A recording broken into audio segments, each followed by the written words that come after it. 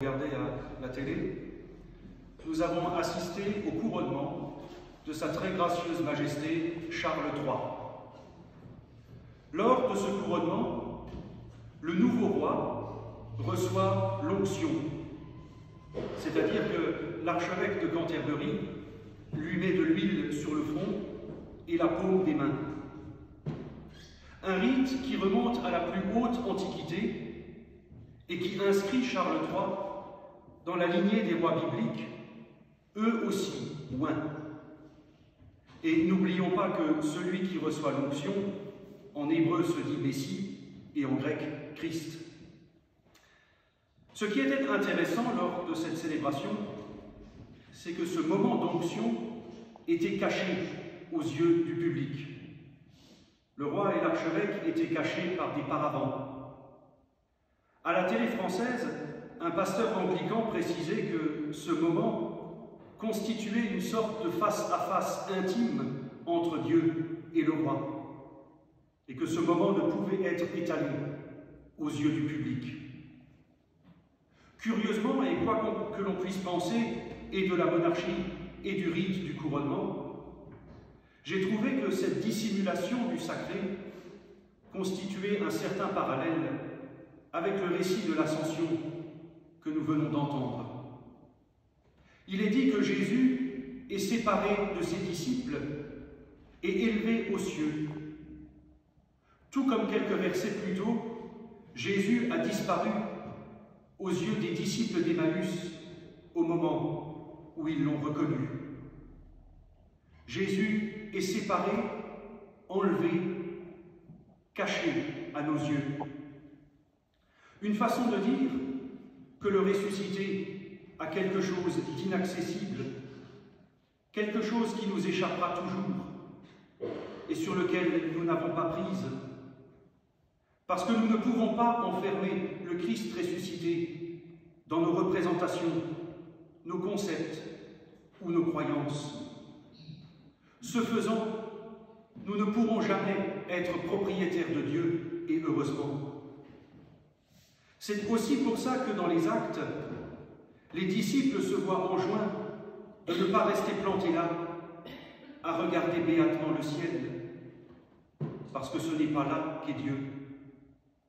Si nous prions notre Père qui est aux cieux, c'est justement pour dire qu'il est plus grand que tout ce que nous pouvons penser ou croire.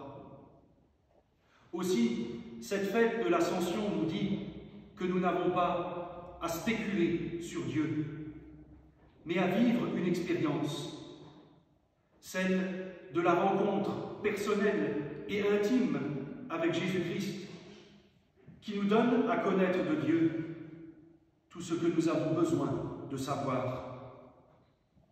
L'Ascension nous dit aussi que ce même Jésus-Christ, quoique bon berger, ne veut pas nous réduire à l'état de mouton. C'est pour ça qu'il est séparé et enlevé. Il nous invite à suivre nos routes individuellement et en communauté. Comme un parent attentionné, il nous lâche la main pour que nous puissions avancer et vivre notre vie. Mais il ne le fait pas sans nous avoir donné sa bénédiction. Vous vous en doutez, Luc ne présente pas ici un compte-rendu historique. Son but n'est pas de décrire ce qui s'est passé. Si c'était le cas, on n'aurait pas 4 versions différentes, ni 4 chronologies différentes de la chose. Mais Luc insiste sur cette bénédiction qui constitue un lien entre le Christ et nous. Par cette bénédiction, il nous est dit que nos vies sont inscrites depuis le baptême dans les pas et la dynamique de la résurrection du Christ. Cette bénédiction signifie que nous pouvons vivre quelque chose de nouveau et que ce que le Christ a semé agit en nous. Cette bénédiction signifie enfin que nous sommes envoyés.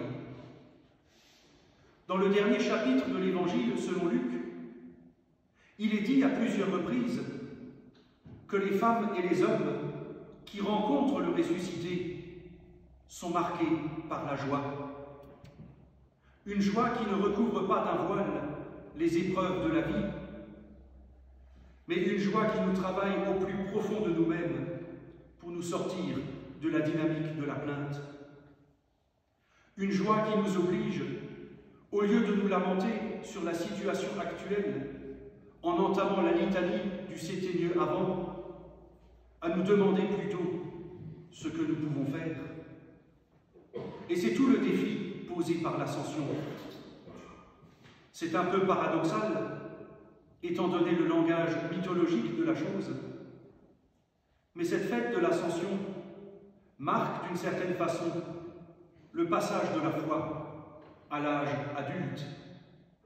C'est d'ailleurs la symbolique des 40 jours entre la Pâque et l'Ascension. 40 jours qui signifient le temps du passage à la maturité.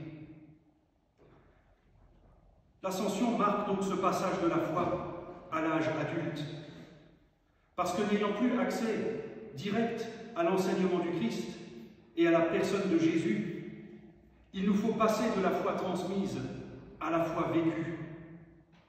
Vient maintenant le temps de la réflexion et de la méditation, le temps de la relecture de la parole du Christ, à travers la lecture de la Bible par exemple, le temps de la méditation et de l'interprétation de cette parole, dans le culte par exemple, le temps de la mise en pratique de cette parole, avec ce que nous faisons et vivons avec et pour les autres. Vient aussi le temps de la pluralité de cette parole, qui doit être reçue comme une richesse, tant qu'elle ne se fait pas absolue, pour nous faire Dieu à la place de Dieu. Cette fête de l'Ascension représente ce passage de la foi à l'âge adulte, parce que nous sommes appelés à faire nôtre la parole du Christ, pour qu'elle fasse émerger notre propre parole. On parle souvent du pont de l'Ascension. Les plus chanceux parmi nous bénéficient d'un week-end prolongé.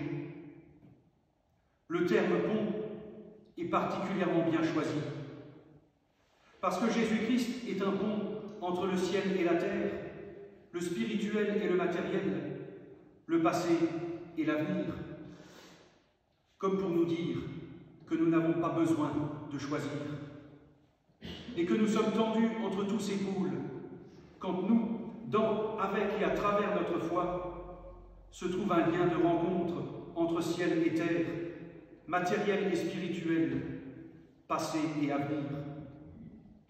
Et que nous, là, au milieu, au bénéfice de la bénédiction du Christ, nous sommes appelés à rayonner de la même joie que celle des apôtres, pour être à notre tour des pontifes, c'est-à-dire des bâtisseurs de ponts entre les humains, au nom de Dieu, qui nous appelle à regarder à hauteur d'homme. Amen.